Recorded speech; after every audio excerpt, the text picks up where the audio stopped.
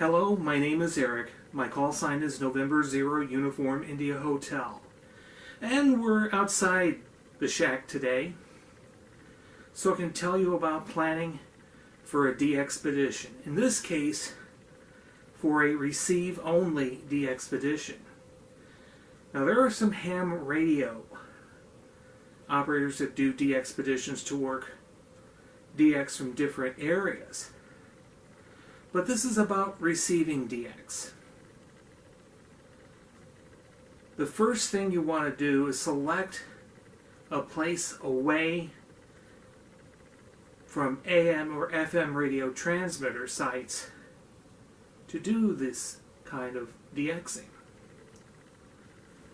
For example, I live in the St. Louis area, and I try to select sites at least 10 miles away from nearby AM broadcast or FM broadcast transmitter sites. Some of the places in St. Louis you'd want to avoid setting up a DXpedition, and if you're listening for DX on the AM or FM broadcast bands, places like Forest Park, Shaw Park, and actually anywhere in the city of St. Louis or close to the city. Now, if you would not choose Shaw Park for a DXpedition site because there is a transmitter facility on the campus of Concordia Seminary that broadcasts in digital format on the AM broadcast band and wipes out 100 kilohertz of AM spectrum, so you'd kiss 800 through 900 kilohertz goodbye. You have to be at least 10 or 15 miles from the nearest AM or FM transmitter facilities. To keep that in mind, I've chosen places like James S. McDonald Park near St. Anne, Missouri, and Creve Coeur Park in Maryland Heights. Those two, along with Sioux Passage Park near Florissant, are operated by the St. Louis County Department of Parks. You can also select a conservation area, such as Marais-Tempe Claire Conservation Area in eastern St. Charles County, or a recreation area such as Lincoln Shields Recreation Area, which is operated by the U.S. Army Corps of Engineers at West Alton, Missouri. Now, getting back to Marais-Tempe Claire Conservation Area, that is operated by the Missouri Department of Conservation. And over the Illinois side of the river, the best place to set up a DXpedition site at is Pere Marquette State Park, which is north of Grafton, Illinois, on Highway 100. That's operated by the Illinois Department of Natural Resources. There are two different types of places to set up. One would be at a lookout, which is high up in the bluffs, so you could see across into Missouri. And that is ideal for FM broadcast reception. Another place would be the marina at river level. Pere Marquette State Park is on the Illinois River, and that would really help with your AM broadcast band DX. So site selection is very important in the success of your DXpedition.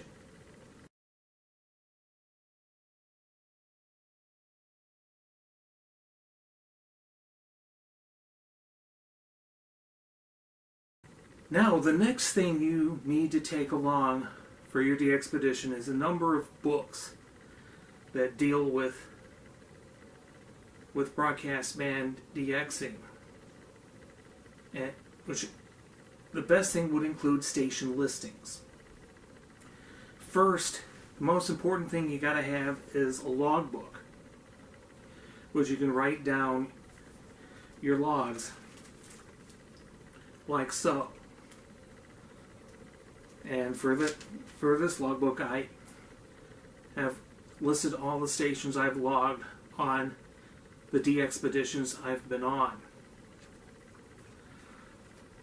For shortwave radio listening, the most important book to have is the World Radio TV Handbook.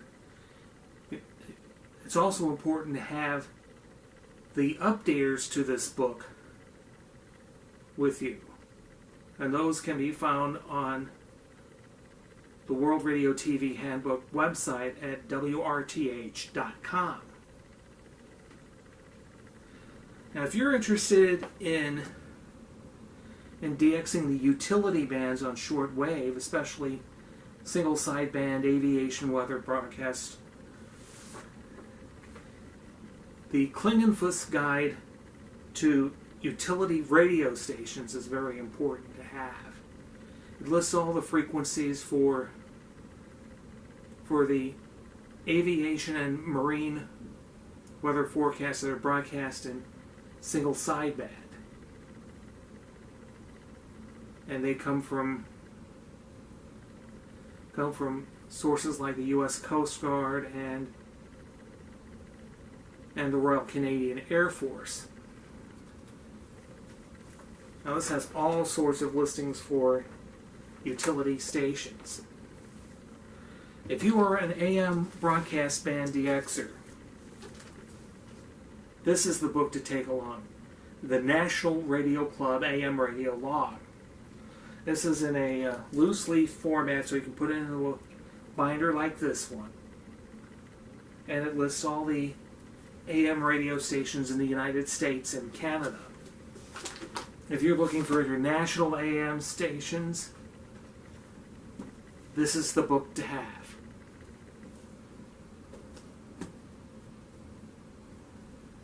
And before you go on a DXpedition, first thing you gotta buy is a notebook to write down all the stations you've heard and the details of which you heard the station.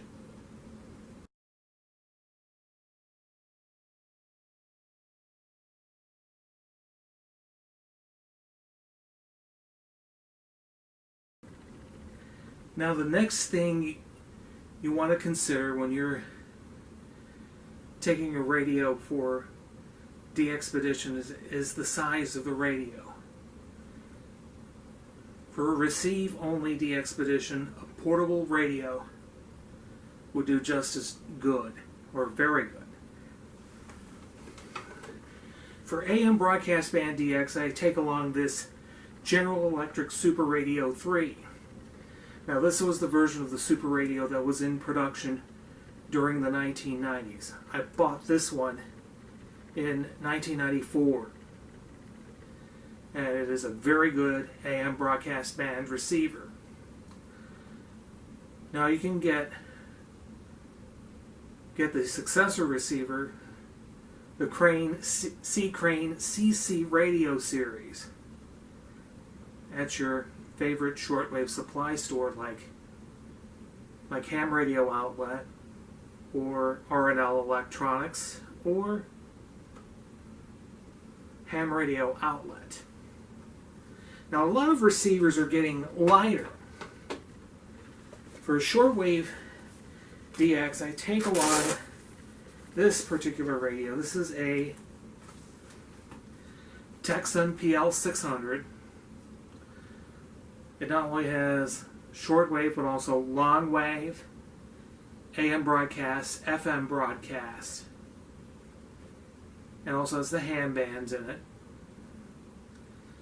And you can also get this kind of radio through Universal Radio, Ham Radio Outlet, or R&L Electronics.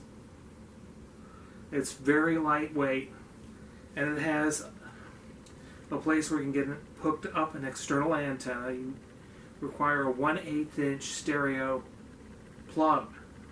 This is a 1/8 inch stereo jack that it uses. And this has done very well for me as far as shortwave DX is concerned.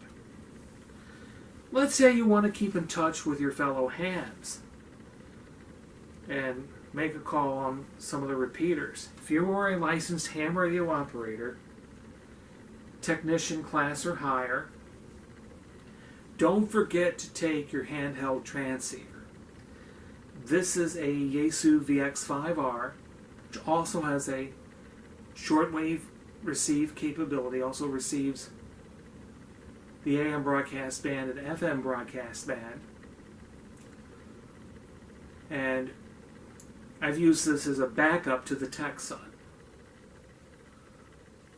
And this thing transmits on 50 megahertz or 6 meters, 144 megahertz to 148 megahertz, which is the 2 meter band, and 440 or the 70 centimeter band. And it's always a great thing to take along on a DXpedition. This also receives the VHF and UHF public service bands. And if you don't want the transmit capability, you can take along a handheld scanner. Many of today's handheld scanners are digital. So you could add that to your DXpedition kit.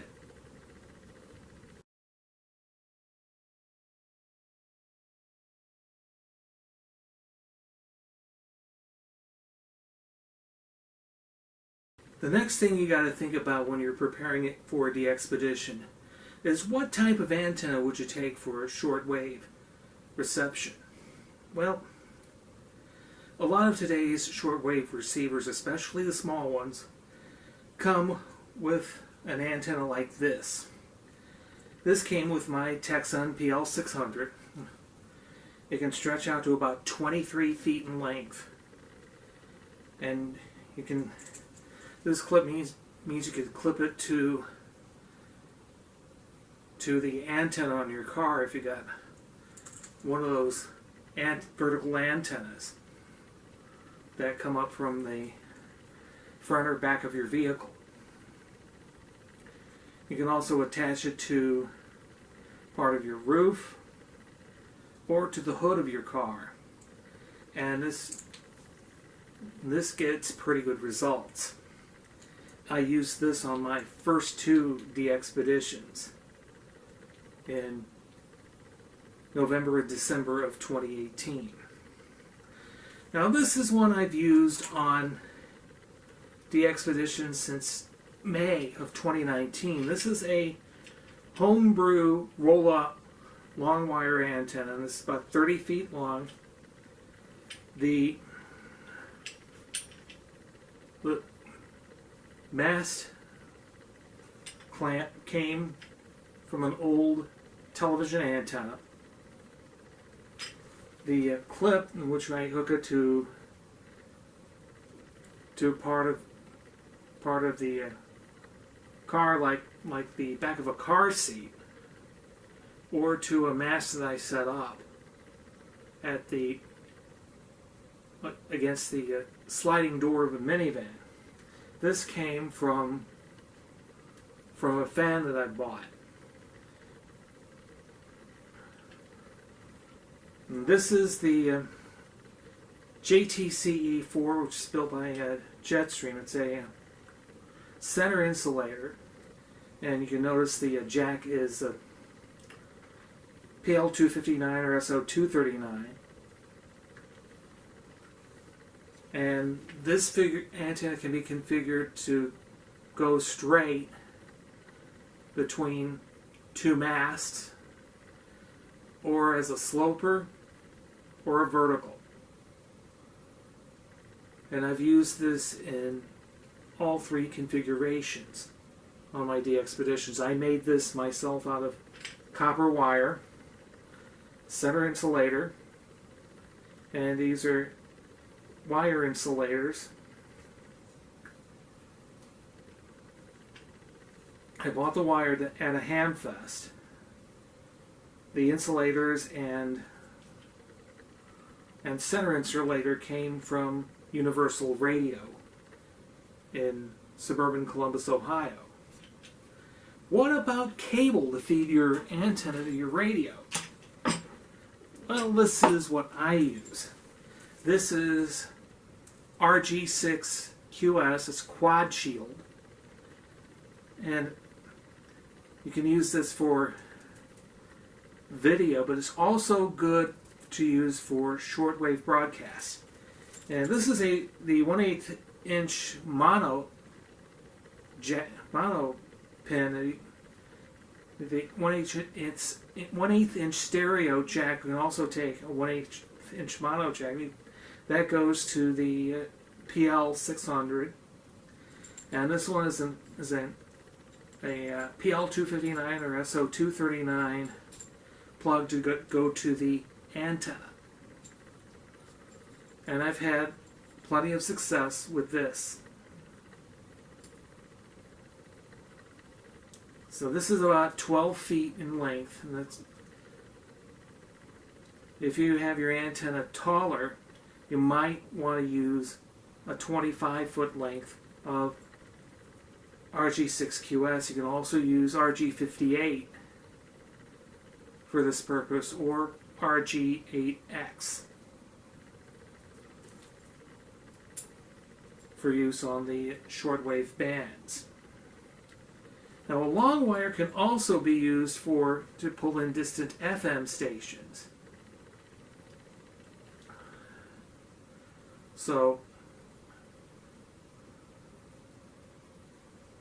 those are good antennas to use on a DXpedition. Now, with the AM broadcast band, I use the internal rod on my super radio.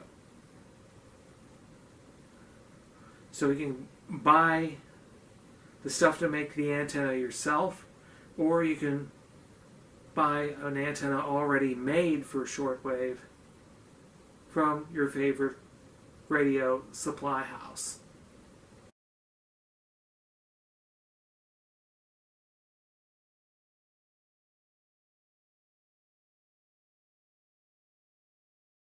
Here are some other things you might want to take on your DXpedition, and this is a must. This is an antenna mast. This one is a 5-foot section.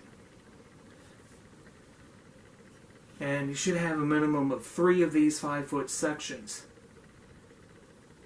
in your DXpedition kit. And you can use some bungee cord type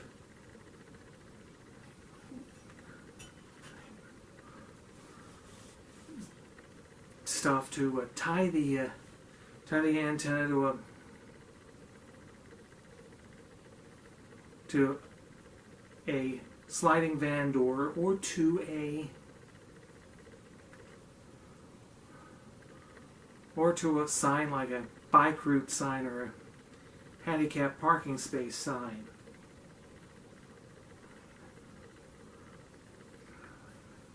So you got to have at least 3 sections of this mast to put it up to either 15 feet high. I usually keep the long wire at 10 feet above the ground at its highest point. Now, another thing that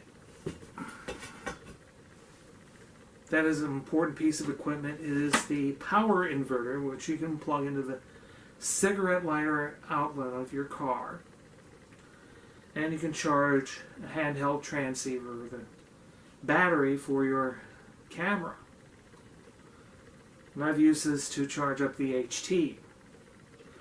An important piece to have is some hand sanitizer.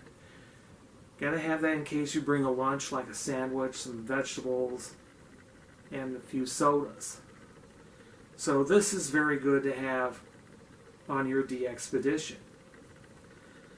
And that's gonna do it for this video. 73 and good DX to everyone. From November 0, Uniform India Hotel.